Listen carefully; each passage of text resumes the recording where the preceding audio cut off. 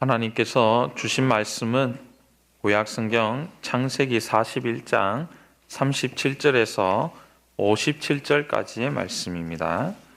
한 절씩 교독하시겠습니다. 바로와 그의 모든 신하가 이 일을 좋게 여긴지라.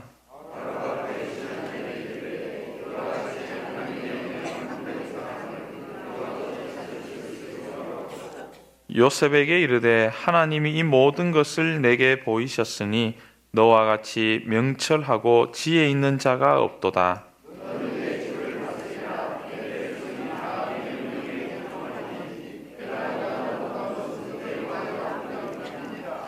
바로가 또 요셉에게 이르되 내가 너를 애굽 온 땅의 총리가 되게 하노라 하고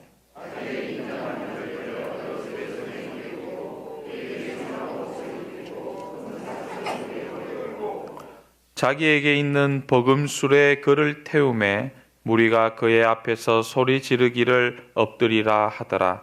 바로가 그에게 애굽 전국을 총리로 다스리게 하였더라.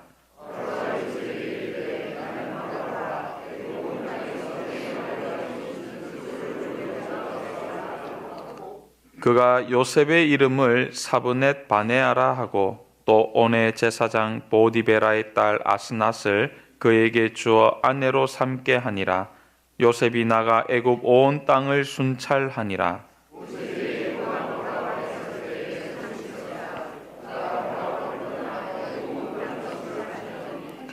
일곱 해 풍년에 토지 소출이 심히 많은지라.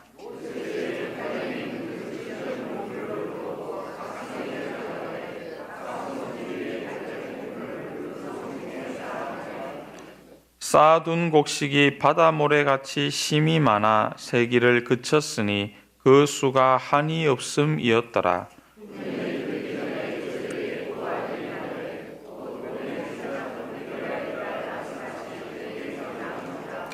요셉이 그의 장남의 이름을 므낫세라 하였으니 하나님이 내게 내 모든 고난과 내 아버지의 온 집 일을 잊어버리게 하셨다 하미요.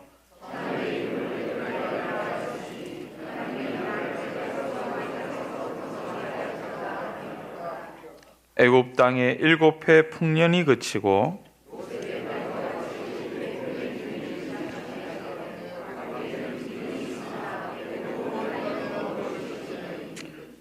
애굽 온 땅이 굶주림에 백성이 바로에게 부르짖어 양식을 구하는지라. 바로가 애굽 모든 백성에게 이르되 요셉에게 가서 그가 너희에게 이르는 대로 하라 하니라.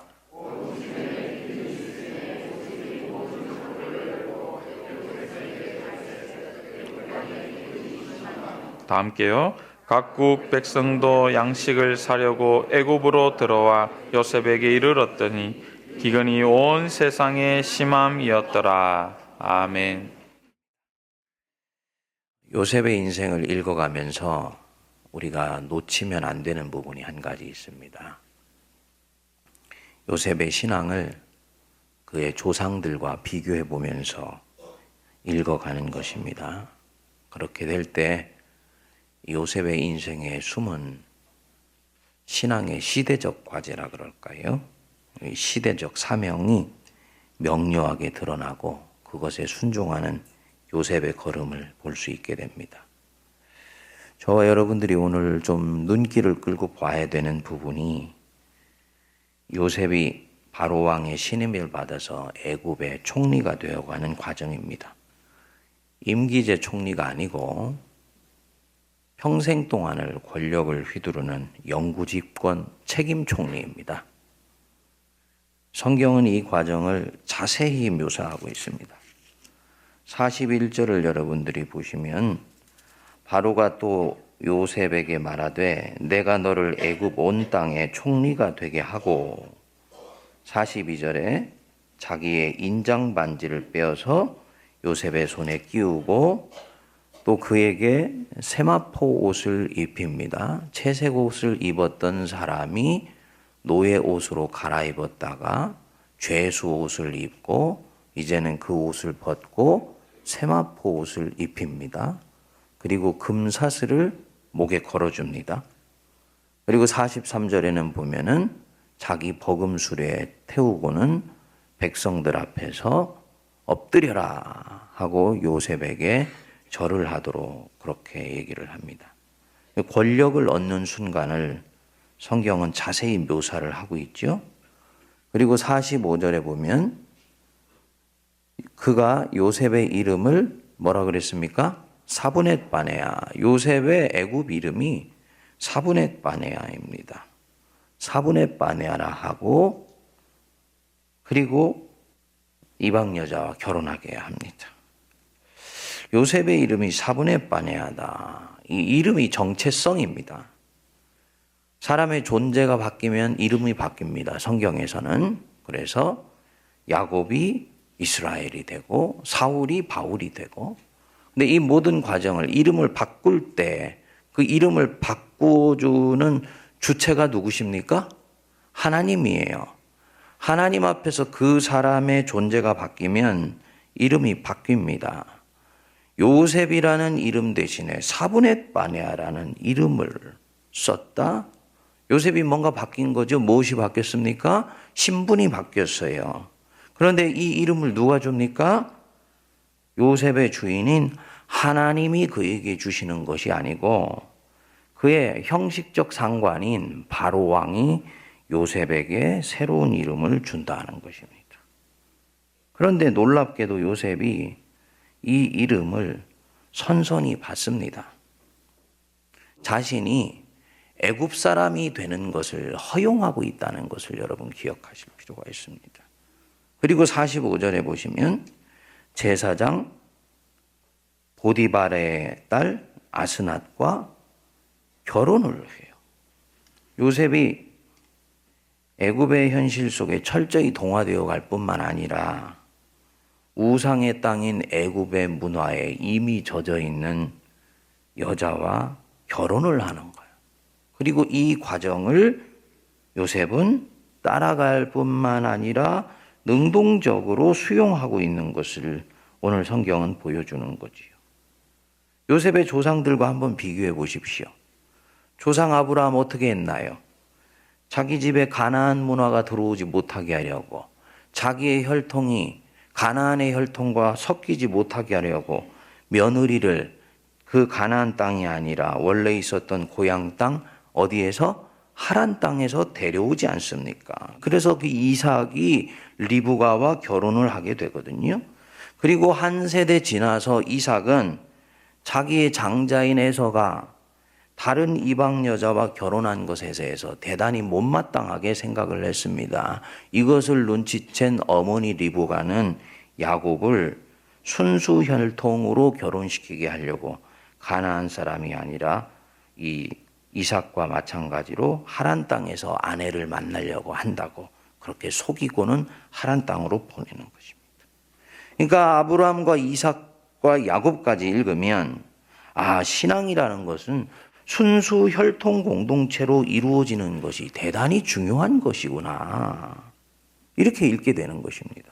근데 요셉으로 오면은 자기의 이름도 자기가 사는 문화 이름으로 바꾸고 아내도 거기서 만나서 혼혈 아들을 결국은 얻게 됩니다. 그리고 이것을 선선히 받아들입니다. 요셉의 이런 처신을 아브라함과 이삭과 야곱까지 읽었었던 사람이 옆에서 지켜본다고 하면 뭐라고 그럴까요? 요셉, 당신이 지금 바로왕의 총애를 받아서 총리가 되더니 사람이 어떻게 팥가닥 가버린 것 아니요? 자기 정체성도 버리려고 하는 것이요. 자기 이름을 바꾸지를 않나. 조상들은 철저히 삼가했던 그 우상의 땅에 사는 애굽 여자를 집안으로 끌어들이지를 않나. 그럼 어떻게 신앙을 지킬 것입니까? 라고 얘기를 할 수 있는 것입니다. 그런데 요셉은 그 걸음을 걷는 것입니다. 나중에 이스라엘의 12지파 중에 2지파가 되는 므낫세와 에브라임, 그들은 혈통으로 보면 유대인의 혈통이 아니고 유대인과 이집트인들의 혼혈 혈통이라는 겁니다. 특히 에브라임은요, 12지파 중에서 나중에 가장 강성한 지파가 됩니다. 그런데 이 요셉이 그러면 벌써 신앙이 변질해 버린 것이냐? 아들들의 이름을 읽어보면 안 그렇지요? 첫 장남의 이름을 므낫세라 하였으니 51절 뭐라 그랬습니까? 하나님이 내게 내 모든 고난과 내 아버지의 온 집 일을 잊어버리게 하셨다 함이라. 자기 속에 있는 실존적 고통의 아픔을 씻어버리는 그런 은혜를 므낫세를 통해 주셨다. 자기의 심경을 토로하는 것입니다. 그리고 차자의 이름을 52절에 에브라임이라 하였으니 하나님이 나를 내가 수고한 땅에서 번성하게 하셨다. 여전히 자기의 중심에는 누가 있습니까? 하나님이 계시잖아요. 하나님과 관련해서 자기 자녀들의 이름을 지은 것입니다. 아하, 요셉에게 여전히 참주인은 애굽 왕이 아니고 하나님 자신이구나. 둘을 통합해서 보려면 무엇을 들여다봐야 되겠습니까? 하나님 자신이 자기의 정체성이 되어 있을 때는 이더 오어가 아니라 보스 앤드일 수 있다는 것입니다. 신앙의 초기에는, 신앙이 아직 여리고 어릴 때는 이것이냐 저것이냐 중에서 어느 것이 더 순수한 것이고 어느 것이 내 혈통을 지키는 것이냐에 의해서 선택되는 반면에 하나님 자신이 요셉처럼 완전히 내재화되어 있고 하나님 안에서 힘과 세력을 얻게 된 사람에게 있어서는 하나님이 자신의 정체성이 되었기 때문에 하나님의 나라와 영광을 위해서 그때부터는 문화를 자기 안에 세상과 이방 문화일지라도 수용할 수 있는 자신감을 갖게 되고 하나님 그것을 허용하세요. 이게 굉장히 중요한 부분입니다. 뭘 말하느냐면은 하나님의 구속사에서 그의 시대적인 사명, 요셉의 시대적 사명은 자기 조상들과는 다르다는 것입니다. 이방 문화를 철저히 삼가하고 하나님 신앙을 지키고 신앙 문화를 지키는 것이 그의 조상들의 시대적 사명이었다면 이제 이 요셉에게 있어서는 신앙이 완전히 내재화되어서 자기 세포까지 장악한 사람, 신앙으로 살고 있을 뿐만 아니라 하나님이 그에게 세력과 힘을 주신 사람에게 있어서는 그가 살고 있는 그 시대의 문화를 흡수하고 통합하고 하나님 문화를 퍼뜨리기 위해서 그 문화를 기꺼이 옷 입을 수 있는 것입니다. 단순히 적응하는 것이 아니고요.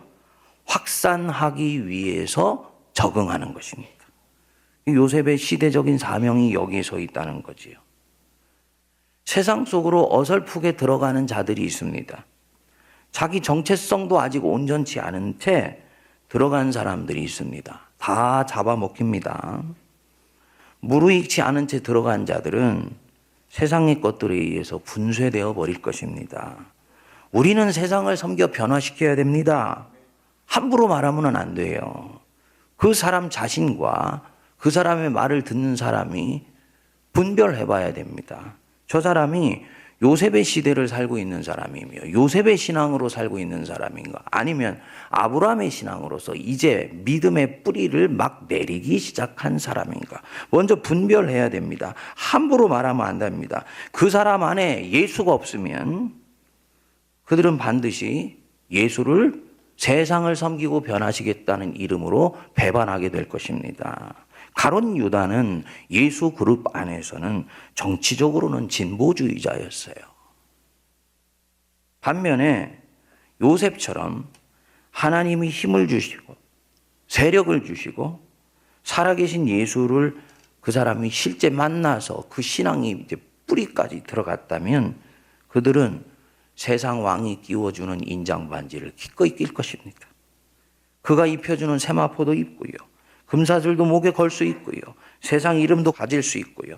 세상의 문화 속으로 완전히 파고 들어갈 것입니다. 왜냐? 그곳에 하나님의 나라와 통치가 임하게 하기 위해서. 교회가 아브라함의 시대가 아니라 요셉의 시대를 살고 있다면 그 교회는 세상의 문화의 옷을 기꺼이 입을 것입니다. 세상 문화 속에 있는 사람 몇몇을 구원하기 위해서.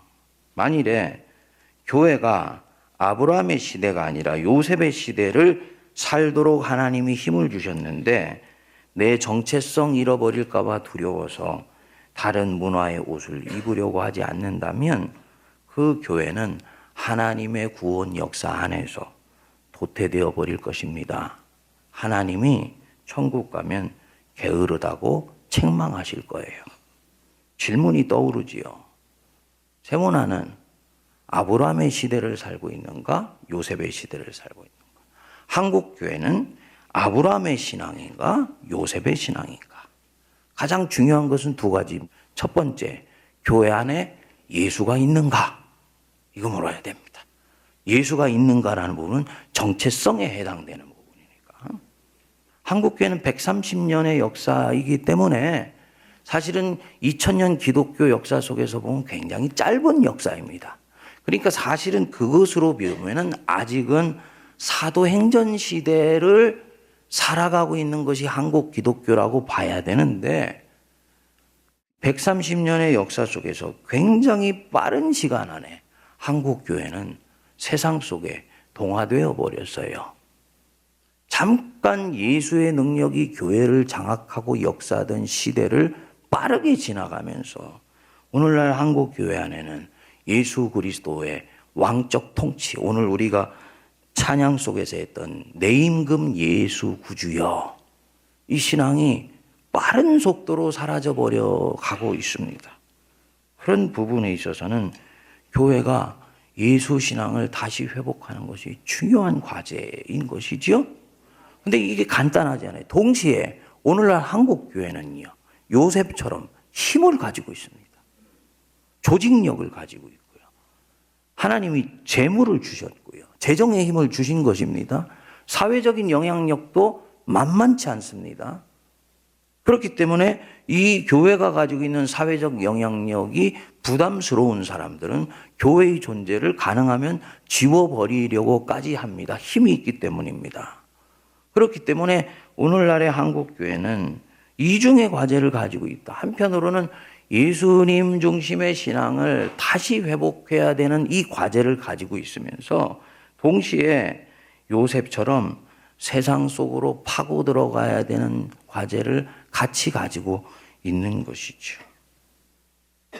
하나님을 가슴에 품고 하나님을 철저히 주인 삼아서 하나님과 함께 세상 속으로 파고 들어가는 이 두 가지 과제를 같이 가지고 있는 것입니다. 우리 세문안 교회도 이 부분에 있어서 기도할 수 있게 되기를 바랍니다. 네, 기도해야 됩니다. 둘 중에 하나가 아니라 보스 앤드일 수 있기 때문이지요. 나는 어떤 사람이냐? 나는 어떤 사람이냐? 여러분들 안에 예수가 꿈틀꿈틀 살아계신다면요, 그분은 이제 하나님 자신이 자기의 뿌리이고 정체성일 것이기 때문에 세상 속에서 세상의 문화를 옷 입고 인장반지를 끼고 채색 옷을 입고 금사슬을 목에 걸고 이름조차도 세상이 나에게 주는 이름을 갖고 있다 할지라도 그의 뿌리와 정체성과 예수 사랑하는 마음은 절대로 변하지 않을 것입니다. 예수가 주인일 것이기 때문이에요. 그리고 그에게 하나님이 힘을 실어주셨다면 그는 세상을 변화시키기 위해서 세상 속으로 파고 들어가야 돼요. 이거 안 하면 그는 게으른 자입니다. 그래서 교회는 사실은 요셉과 같은 경륜가와 지혜자를 키워내는 것이 교회 학교의 가장 큰 과제고, 이런 사람 하나 키워내면 목사 100명을 키워내는 것보다 하나님이 더 영광 받으세요. 아브라함 링컨 같은 대통령 하나만 교회가 키워내면 목사 100명이 일하는 것보다도 하나님의 나라를 위해서는 어마어마하게 큰 일을 할 수가 있습니다. 교회 학교가 그래서 이런 부분에서 대단히 소중하다고 저는 봅니다. 반면에 겉멋이 들으면 안 됩니다. 겉멋이 들으면 안 됩니다. 교회가 세상을 바꾸고 변화시켜야 된다라고 얘기를 하는데 그 안에 예수가 없으면요, 그것은 교회 운동을 사회 운동으로 변질시키는 것입니다. 결과적으로는요, 예수를 오히려 팔아 넘기게 돼요. 예수의 이름으로, 오늘 우리 집사님이 기도해 주시듯 종교의 이름으로 자기의 것을 가져오는데 사용하는 거지요. 그런 자에게 있어서는 자기가 먼저 예수를 진정으로 믿고 있는지를 철저히 체크해야 돼요. 청년기에 있어서 세상에 꿈을 가지고 있는 청년들에게 있어서, 그래서 예수 믿으라는 말은 그가 비전을 제대로 갖기 위해서라도 훨씬 중요한 것입니다. 사랑하는 여러분, 아침 설교로는 좀 무거운 설교일 수 있겠습니다만 우리가 이 아침에는 이 부분 때문에 같이 기도할 수 있게 되기를 원합니다. 우리 세문안교회가 가지고 있는 이 두 가지의 과제와 우리에게 주시는 도전 속에서 선하게 응답하여서 우리 세문안교회가 요셉 같은 일꾼을 키워낼 수 있게 해주시고, 또 그것이 되기 위해서라도 요셉처럼 하나님 신앙으로 똘똘 뭉쳐있는 교회되며 우리 성도들 되게 해달라고 함께 기도할 수 있게 되길 바랍니다. 기도하겠습니다. 우리 주 예수 그리스도의 크신 은혜와 하나님 아버지의 만극하신 사랑하심과 성령님의 위로교통 감동 감화 역사하심이 우리 주 예수 그리스도를 내 인생의 구주요 임금 삼아 오직 주님만을 의지하며 그 믿음 붙들고 세상 속으로 깊이 파고 들어가 하나님의 나라와 영광을 위하여 사용되기로 다짐하는 모든 주의 백성들 머리 위에 피로 값주고 사신 이 제단과 민족과 열방 위에 이제로부터 영원토록 함께하옵시기를 간절히 축원하옵나이다. 아멘.